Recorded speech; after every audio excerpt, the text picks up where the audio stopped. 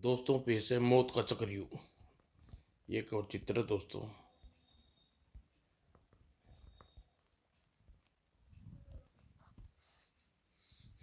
Gangster Victor, कर्तव्यनिष्ठ inspector Kulkarni और देवेंद्र के परिवार को मौत की नींद सुला दिया और फिर इंस्पेक्टर कुलकर्णी की गोलियों से भूनकर देवेंद्र को जंगल में सैकड़ों गोरिल्लों के बीच मरने के लिए फेंक दिया। लेकिन जंगल में रहने वाले गोरिल्लों ने उसे मौत के हाथों से बचा लिया। फिर इन्हीं गोरिल्लों के बीच पलकर बड़ा हुआ। अभी एक दिन अपने शिकारी पिता रोबिन को ढूंढती मारिया वहां पहुंची गई थी और जंगल में पहुंचकर अपने पिता की मौत का समाचार पाकर उसने समुद्र में छलांग लगा दी। नहीं बाबा नहीं, मैं मारिया को मरने नहीं दूंगा, मैं कभी नहीं मरने दूंगा। रुक जाओ दूबे, रुक जाओ दूबू, उसे मर जाने दो। उसका मर जाना जंगल की मौत का तांडव बचा सकता है। लेकिन देवेंद्र ने उसकी बात नहीं मानी और ऊंची चट्टान से समुद्र में कूद गया। इंस्पेक्टर कुलकर्णी और देवेंद्र की परिवार गोरिल्ला से संबंधित कॉमिक्स सीरीज में गोरिल्ला और गैंगस्टर की तलाश में पड़े। तभी मारिया और तेजी से आगे बढ़ा और मारिया को बेसुध शरीर को अपनी बाहों में भर लिया। मारिया, तुम्हें जीना होगा, तुम्हें मरने नहीं दूंगा। इतना कहकर तूफानी लहरों का सीना चीरता हुआ वह नदी किनारे बढ़ता चला गया। कुछ देर बाद वह तभी वहां गोजिला और बहुत से गोरिल्ले पहुंचे। आखिरकार तुम नहीं माने, मारिया को बचा लिया। तुमने जंगल में के लिए मौत को निमंत्रण दिया है। नहीं बाबा नहीं, मैंने बस एक इंसान को मरने से बचाया है। बूढ़े गोजिला ने फिर कोई विरोध नहीं किया। कुछ दिनों में देवेंद्र और मारिया एक दूसरे से काफी करीब आ गए। देबू, जंगल में कितने खूबसूरत हो सकते हैं यह तो मैंने कभी सोचा ही नहीं। यहाँ आने के बाद मैं सोचता था कि इस जंगल में कैसे रहूंगा, लेकिन जब मैं यहाँ से जाना नहीं चाहता। लेकिन मुझे कभी कभार बाबा की बहुत डर लगता है, बाबा से बहुत डर लगता है। बाबा से मत डरो, वह दिल के बहुत अच्छे हैं। मुझे उन्हीं ने नई जिंदगी दी है। बहुत देर तक मानो एक दूसरे में खोया बैठे रहे। मारिया, अब चलो, अब घर चलते हैं, बहुत देर हो गई, बाबा प्रतीक्षा कर रहे होंगे। नहीं, कुछ देर और ठहरो। मेरा मन कहता है कि हम सारा जीवन यूं ही बैठे रहे, फूलों की तरह खिलती रहे हमारी जिंदगियां। लेकिन उनकी फूलों की खिलती जिंदगी में आग बरसाने के लिए दो आंखें घूर रही थी। मैं तुम्हें जीने नहीं दूंगा। और गोरिल्ला को आक्रमण मुद्रा में अपनी ओर आते देख मारिया भयभीत हो उठी। ओह, यह तो बहुत क्रोधी लगते हैं, उससे ही मुझे मार डालेंगे। और अगले ही पल वह भाग उठी। देबू, मुझे बचाओ देबू। लेकिन अपने मालिक के वफादार गोरिल्ले अभी भी उसके पीछे लगे हुए थे। अचानक मारिया को ठोकर लगी और एक गोरिल्ले ने उससे हाथ बढ़ाया। नहीं, बचाओ। कुछ देर बाद नहीं बाबा नहीं, यदि मारिया इस जंगल में नहीं रहेगी तो मैं भी नहीं रहूंगा। क्या क्या कह रहे हो तुम देवू? इस छोकरी के लिए तुम यह जंगल छोड़ दोगे? मैंने इतना शक्तिशाली बनाया तुम्हें, तुम अपना बदला ले सको। कुछ क्या कुछ सब कुछ भूल गए, यहाँ से चले जाओगे?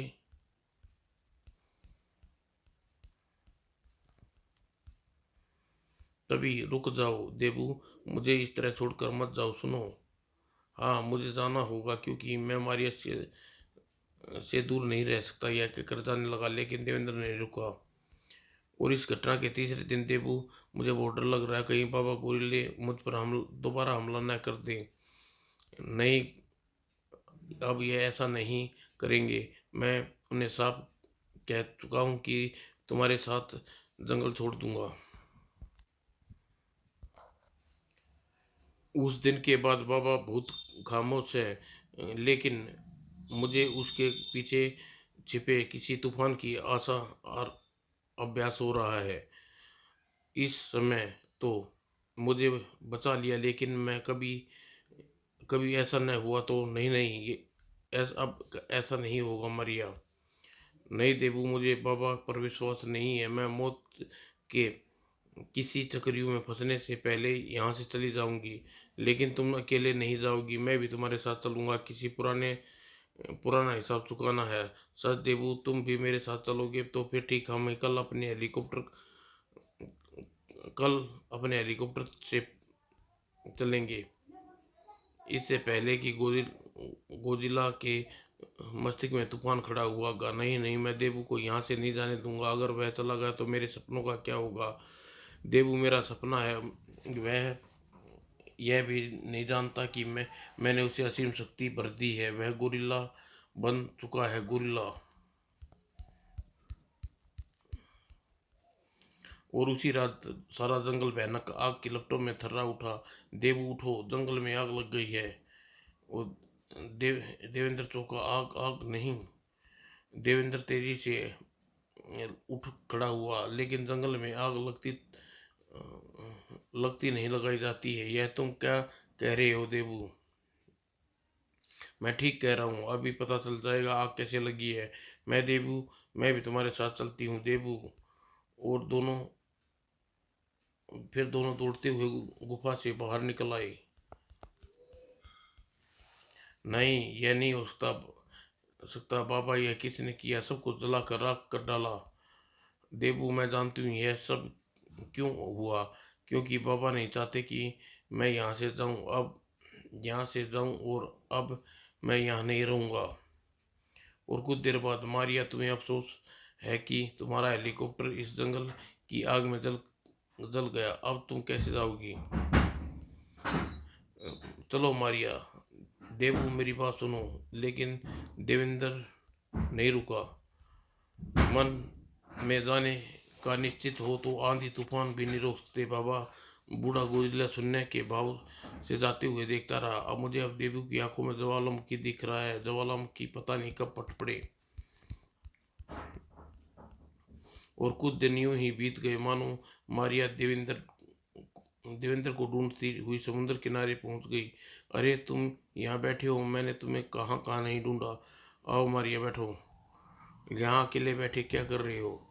सोच रहा हूँ क्यों न इन पेड़ों के तनों को एक दूसरे से बांध कर एक बेड़ा तैयार किया जाए। लेकिन तुम उस बेड़े पर क्या करोगे? कहीं तुम्हारा इरादा समुद्र पार करने का तो नहीं? हाँ मारिया, क्योंकि मेरा इरादा है कुछ दिनों यही मैं यही काम कर पूरा कर लूँगा।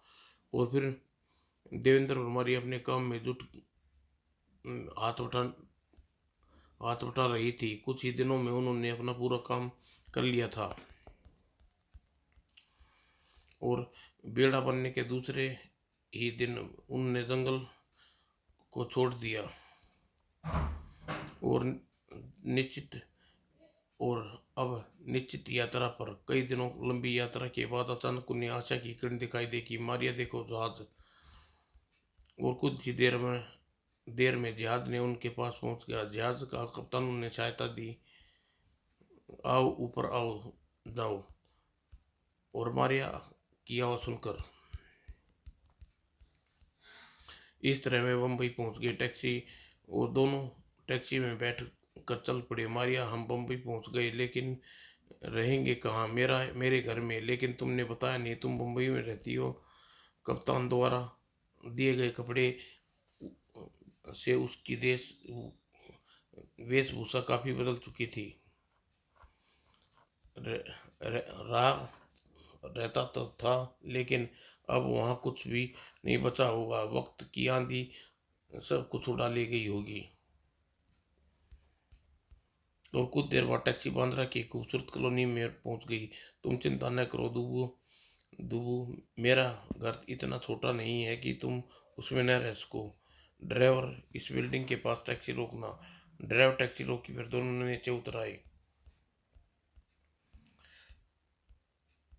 उसने उसने अपने पापा रॉबिन के निधन से मारिया निराश और गहरी खाइयों में जा गिरी थी। लेकिन अब देवेंद्र को पाकर खुश और आकाश में वितरण कर रही थी। बस देबू, अब ज्यादा न हंसाओ, मेरा पेट में दर्द होने लगा है। अरे, तुम्हारे पेट में दर्द होने लगा तो 2-3 जोक और सुन लो। ना बाबा ना, अब मैं एक जोक भी नहीं सुनूंगी, मेरा पेट में इतना दर्द।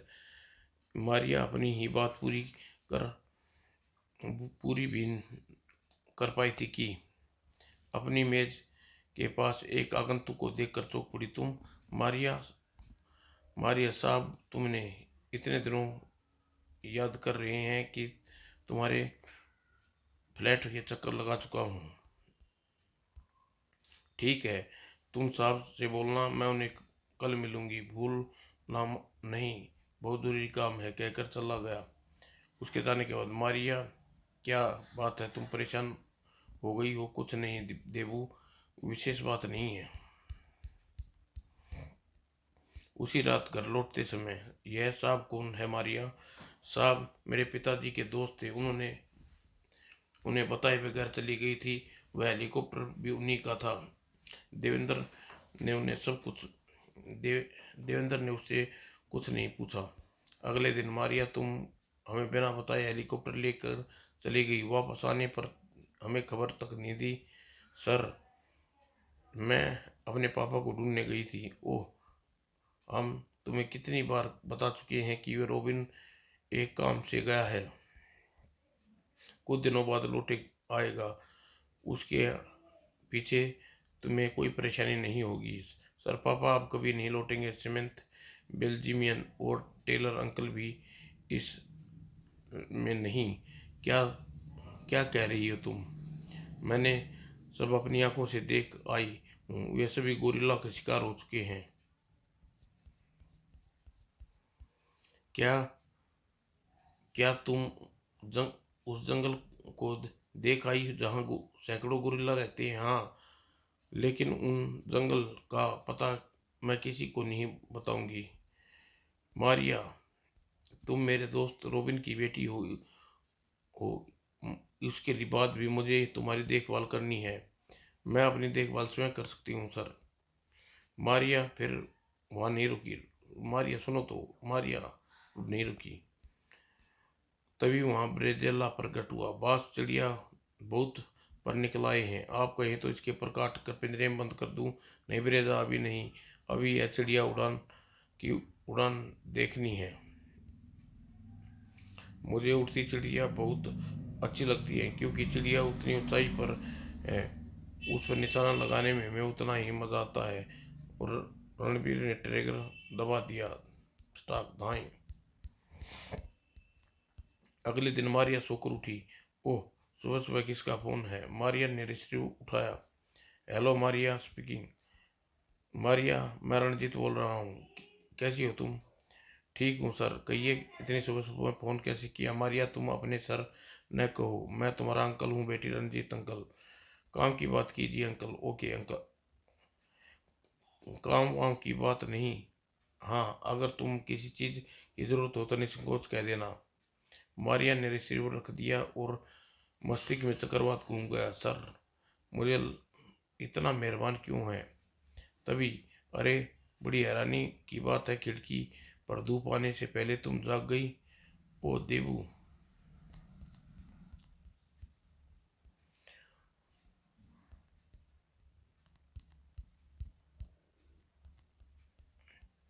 कई दिनों बाद मैडम, रजिस्ट्री डाक यहाँ साइन कर दीजिए।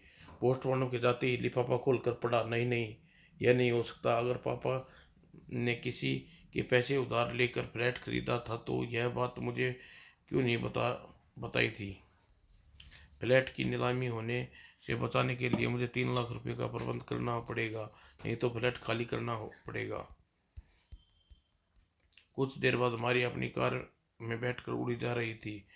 उसे रणजीत राय के पास पहुंची अधिक समय न लगा। अरे मारिया, तुम आज पश्चिम से सूरज कैसे निकल आया? मुझ आपके पास बहुत जरूरी काम चाहिए हूँ सर। फिर सर? मारिया, तुम मुझे अंकल अंकल हूँ, अच्छा बताओ कैसे आना हुआ? मारिया की सारी बात रणजीत को राय को बता दी। इतनी सी बात है, 3 लाख रुपए की ब्याज। अगर तुम 30 लाख मांगे होते तो हम मना नहीं करते। तत्पश्चात यह लो पूरे 3 लाख। यदि जरूरत पड़े तो और निसंकोच कह देना, नहीं नहीं अब इन रुपयों की जरूरत नहीं नहीं और रुपयों की जरूरत नहीं पड़ेगी। मारिया नोटों की गड़ियां अपने पर्स में रखी। अच्छा अंकल, अब मैं चलती हूँ, ये रुपये मुझे अभी पहुंचाने हैं। अरे इतनी जल्दी क्या है, कुछ cold drink P low. Sorry uncle, cold drink काफ़ी, फिर कभी, प्रॉमिस। मारिया दरवाजे की ओर बड़ी फिर लौट पड़ी। अंकल ये आपके, ये रुपये जल्दी ही लौटा दूंगी, मुझे आप अपने ऑफिस में कोई नौकरी दे दीजिए। नौकरी? नहीं नहीं मारिया, यह ऑफिस तुम्हारा है, यहाँ जब चाहो काम शुरू कर सकती हो। मारिया बाहर निकल कर चली। आगे अगले दिन ही मारिया ने रणजीत राय के ऑफिस में काम शुरू कर दिया। एक दिन, यस सर, आप, मॉर्निंग सर। बैठो बैठो मारिया, मेरे लिए तुम्हें उठने की कोई जरूरत नहीं है, तुम इस कंपनी की मालिक हो। लेकिन सर ऑफिस तो, तुम्हें ऑफिस पसंद आया आया ही होगा। म, अगर किसी चीज़ की जरूरत हो तो फोन पर रिसेप्शनिस्ट से बात को बता देना। रंजित राय के जाने के बाद मारिया कुर्सी पर बैठ गई। कुछ देर बाद सामान्य रूप से चलता रहा। फिर एक दिन, हेलो मारिया, देबू बोल रहा हूँ। नीलम नीलम की पार्टी में नहीं चलना क्या? सारी देवी, बस 10 मिनट में फ्लैट पर पहुंच रही हूँ। और आवश्यक फाइल अलमारी में रखकर मारिया जाने ही वाली थी कि मैडम साहब ने यह ब्रिकेस होटल डेनमार्क में पहुंचाने को बोला है। ओह सुनीता, मुझे अभी एक सहेली की पार्टी में जाना है, प्लीज इसे तुम ले जाओ। सॉरी मैडम, मुझे अपनी मम्मी को लेकर अस्पताल जाना है, इसलिए मैं नहीं जा सकूंगी। सब लोग जा रहे चुके हैं और साहब ने कहा है ये बहुत आवश्यक डॉक्यूमेंट्स है। ओह, यह कैसी मुसीबत में आप फंसी, ऑफिस में और कोई नहीं है क्या? विवश होकर मारिया को ब्रीफकेस लेकर जाना पड़ा। जल्दी ही ब्रीफकेस पहुंचाकर देबू के पास पहुंच जाऊंगी। और मारिया की कार हवा में बातें कर रही थी कि वह चौक चौक पड़ी। यह देख उसने कार को दूसरी ओर मोड़ा, लेकिन चौराहे पर पहुंचने से पहले पुलिस जिप्सी उसके सामने आती दिखाई। अरे ये क्या चक्कर है, एक पुलिस वैन मेरे पीछे, एक सामने से आ रही है। मारिया ने फिर भी एक सड़क पर कार मोड़ दी। इसका मतलब मेरे ब्रिकेट में जो वस्तु है वह पुलिस मेरे पीछे पड़ी है। यह सोते हुए कार की गति बढ़ाने लगी।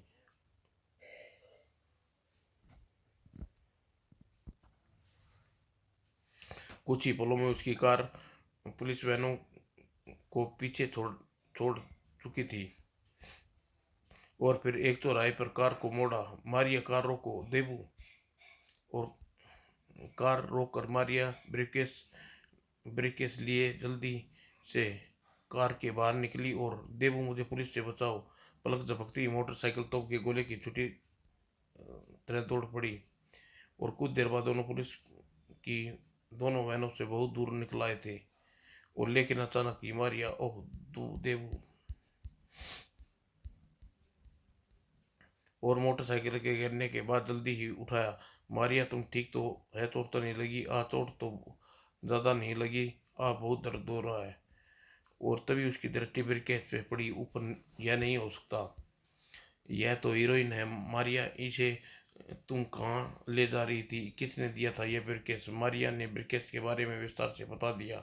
इसका मतलब से रणजीत राय हीरोइन का तस्करी करता है। मारिया, अब तुम वहाँ काम नहीं करोगी। हाँ, मैं वहाँ काम नहीं करूँगी। वह सफ़ेद कपड़ों में कुकार भेड़िया है। और ब्रिकेस के नाले में फेंक कर दोनों घर लौट आए। और फिर फ्लैट पर पहुंचते ही फोन की घंटी बज उठी। मारिया ने रिसीवर उठाया। हेलो मारिया, तुम तुमने अभी तक वह ब्रिकेस होटल डेनमार्क में क्यों नहीं पहुंचाया? उसमें वो जरूरी, मैं जानती हूँ उसमें वो जरूरी डाउन नहीं हीरोइन थी। अतः अब मैंने वह ब्रिकेस एक नाले में फेंक दिया है क्योंकि पुलिस मेरे पीछे लग चुकी थी। ओह मारिया, या तुमने क्या किया? उसमें 3 करोड़ का माल था। और सुनो सेठ रणजीत राय, मैं तुम्हारे ऑफिस में काम नहीं करूंगी। लेकिन मारिया, मेरी बात तो सुनो। और फिर मारिया ने रस्सी पटक दिया। सेठ रंजीत राय के पसीने से सरबराह हो गया। ब्रेजा चिड़िया उड़ना चाहती है, उसके पर उस उड़ने से पहले उसके पर कतरने होंगे। अब मैं समझ गया बॉस। और उसी रात अगले ही पल शीशा कटकर साए खिड़की खोली और ऊपर चढ़ने लगा। कौन है, कौन है? तेरी मौत। मारिया तेजी से दरवाजे की तरफ दौड़ी, लेकिन दरवाजा खोलने से पीछे हट जाना पड़ा। देबू बचाओ। और उसे लेकिन उसे पकड़ लिया, झपट कर पकड़ लिया। चीखो चिल्लाओ, अब तुम्हें कोई नहीं बचा सकता। टोनी, ले चलो इसे उठाकर, और इस सुनहरी ये छोकरी को अगर कोई गड़बड़ करे तो गोलियों से इसके जिस्म में उतार देना, ठीक है? नहीं, छोड़ दो मुझे।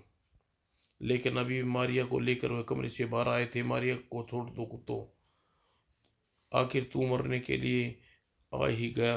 चूहे, अभी फैसला हो जाएगा कौन चूहा कौन बिल्ली। कहने के साथ ही देवेंद्र ने उस पर रिवॉल्वर वाले हाथ को अपने पैर की ठोकर से जड़ दी और दाएं अपनी दुर्गति कराकर बदमाश भाग निकले। रुको कुत्तों, भाग क्यों रहे हो? देवू, तुमने मुझे इस घटना से पीछे रंजीत राय का हाथ लगता है तो चिंता मत करो रानी, मैं रंजीत राय को भी देख लूंगा। और रंजीत राय भी कहाँ चुप रहने वाला था। मौत का चक्रव्यूह घेर लिया उसने। कसना शुरू किया था, इस बात से अनजान था कि एक रात घर लौट रहे थे। बहुत रात होगी देवू, इतनी रात गए, हमें घर से बाहर नहीं रहना चाहिए। मौत से भयभीत हो कर छिप जाना मैंने नहीं सीखा। फिर मौत कहीं से भी आ सकती है। उस उनकी मोटरसाइकिल कुछ ही दूर आगे गई होगी कि मोटरसाइकिलों ने उसे गिरती चली गई।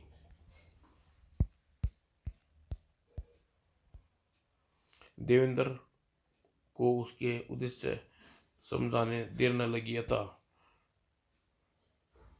फिर एक मोटरसाइकिल से को गिराता चक्रव्यूह से बाहर निकला। लेकिन मौत का चक्रव्यूह से बचकर निकल जाना इतना आसान न था। पीछा करो, बचकर नहीं जाना चाहिए। सभी देवेंद्र के पीछे मोटरसाइकिल दौड़ाते चले गए। और फिर धाएं धाएं आ और गोलियों की बौछार मारिया के जिस्म को छलनी कर दिया। कुत्तों, अब मैं तुमको कोई जीवित नहीं लौटेगा। देवू और मुखिया, मारिया की मौत से देवेंद्र को क्रोध गजवाला को विस्फोट हो गया। धाड़ धाड़ बचाओ, आह। और फिर बांध दो इस कुत्ते को मोटरसाइकिल के पीछे। कुत्तों, मैं तुम सबको, तुम मेरे हाथों से बचोगे नहीं। और जाल में बंद देवेंद्र मोटरसाइकिल के पीछे घसीटने लगा। कुत्तों, एक बार जाल से बाहर निकाल दो। हाँ हाँ, बाहर निकालेंगे, लेकिन अब तू चलने फिरने लायक नहीं रहेगा। और फिर उसे अपने अड्डे पर ले जाकर जंजीरों में जकड़ दिया। रंजीत राय उस पर कहर बरसाने लगा। तुमने मारिया के खून का एक एक बूंद का हिसाब का बदला लूंगा। कुत्ता बहुत भौंक रहा है ब्रेजा, इसे भौंकने वाले कुत्ते बहुत पसंद नहीं आते। बस, मैं अभी से भौंकना बंद करवाता हूँ। और वो इस वक्त सचमुच जुबान बंद कर दी जालिमन ने। लेकिन आधी रात को अदृश्य आवाज देवेंद्र को चौंका। देवू, उठो। कौन है? बाबा, बाबा तुम यहाँ, मुझे दिखाई क्यों नहीं देते? मैं तुम्हें टेलीस्कोप के द्वारा संपर्क कर रहा हूँ बेटे। तुम निर्बल नहीं हो देवू, तुम्हें असीम शक्ति छिपी है। तुम इन दीवारों को तोड़ सकते हो। तुम गोरिल्ला हो देवू, गोरिल्ला गोरिल्ला।